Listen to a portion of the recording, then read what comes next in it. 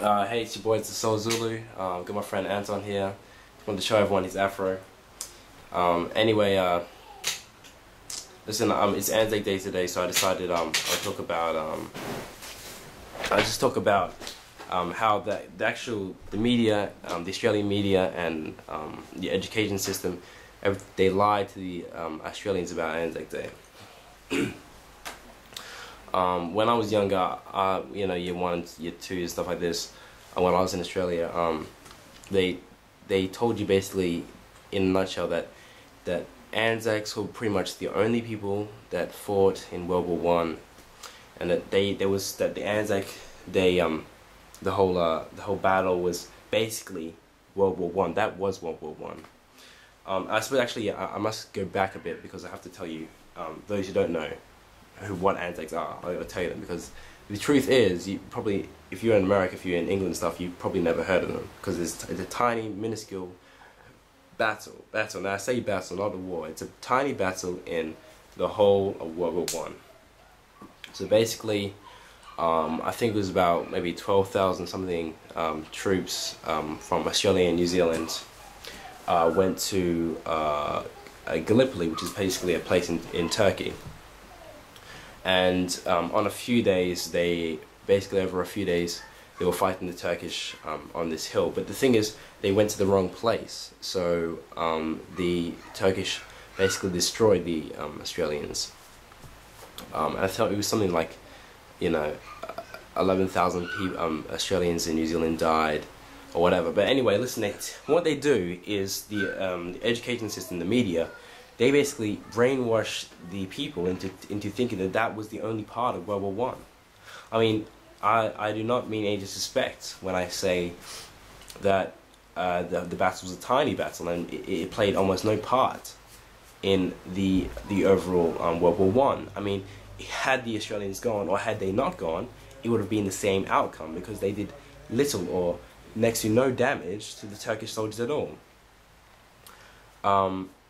I mean, there was a part where my dad was telling me that apparently a fellow at his work asked him, in England, do you celebrate ANZAC Day? As if it is a big thing, and that's the sad thing is that most Australians do think that that is the battle, that is World War One, or something like that. I mean, the truth is, it was a tiny battle in it was about a few days in a war that spanned 4 years, where 15 million people died. 15 million people died in World War One, but they only tell you about 11,000 people from Australia that died, and they fought for our freedom.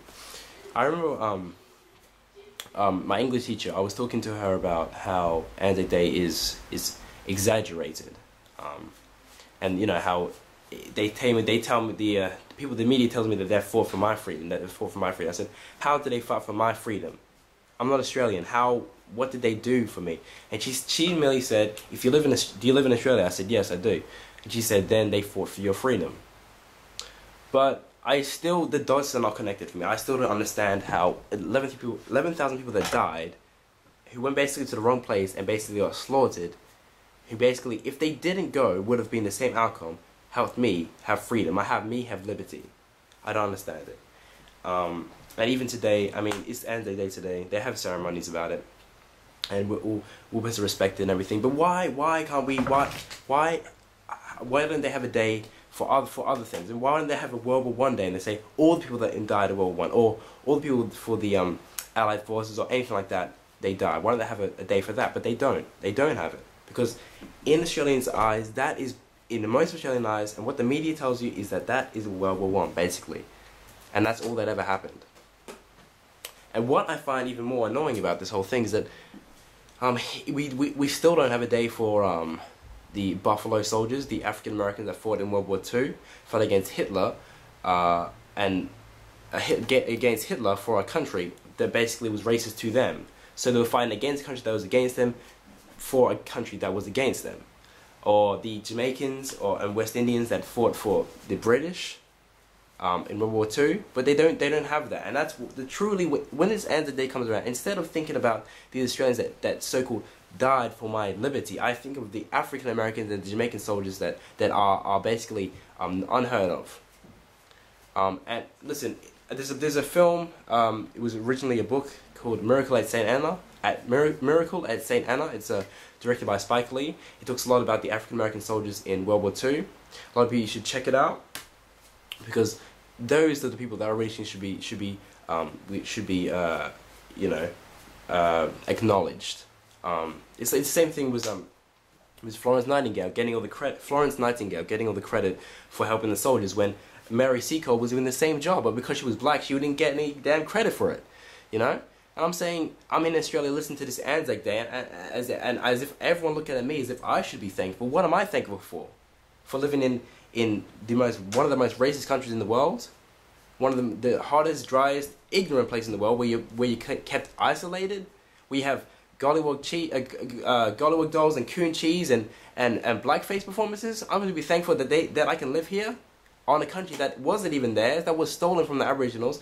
That for these people that died, 11,000 people that died, going to the wrong place, I'm going to be thankful? No, that's rubbish.